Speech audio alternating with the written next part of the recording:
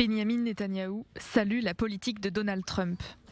À la veille d'un scrutin décisif, aussi bien pour Washington que pour Jérusalem, le Premier ministre israélien n'a pas manqué de rappeler les mesures prises par l'actuel locataire de la Maison-Blanche en faveur d'Israël.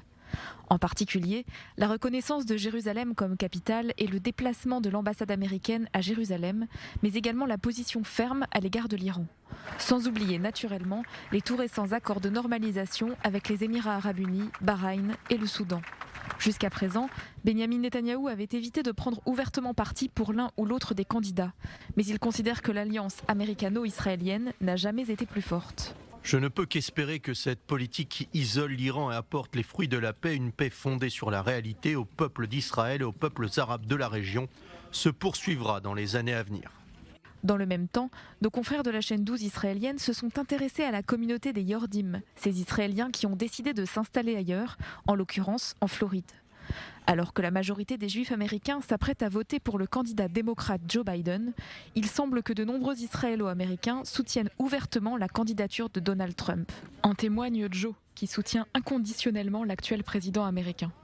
Symbole de ce soutien, ce bus aux couleurs d'Israël et des États-Unis, avec la fameuse devise du président MAGA, Make America Great Again.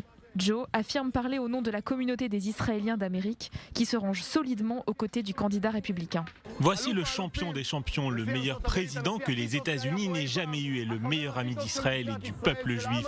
Nous lui sommes reconnaissants et c'est notre reconnaissance. Dans le passé, peu de meetings étaient organisés par la communauté israélo-américaine. Mais cette année, les supporters sont très mobilisés. Il n'y a pas eu de président comme lui en faveur d'Israël. Je vis aux États-Unis depuis 60 ans, donc je ne sais pas si je suis israélienne ou américaine. Mais je sais que nous n'avons jamais eu un tel président. Reste à savoir si ce vote pèsera dans le résultat final, compte tenu des nombreux enjeux auxquels la société américaine doit faire face ces derniers mois, en pleine crise sanitaire.